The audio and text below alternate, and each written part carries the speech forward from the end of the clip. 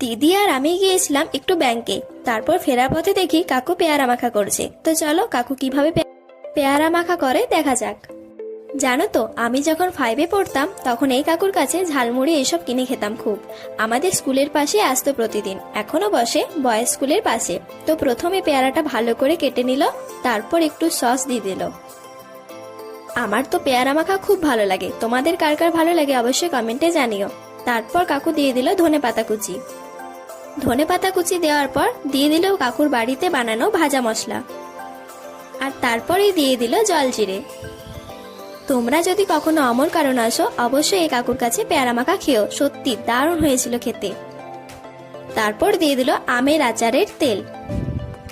তারপর আর কি, সব দেওয়া কমপ্লিট। এবার ভালো করে মিক্স করে নিলে রেডি পেয়ারা মাখা। সত্যি খুব সুন্দর হয়েছিল। ভিডিওটি এ পর্যন্ত, ভালো লাগলে লাইক কমেন্ট শেয়ার আর হ্যাঁ সাবস্ক্রাইব করে দিও।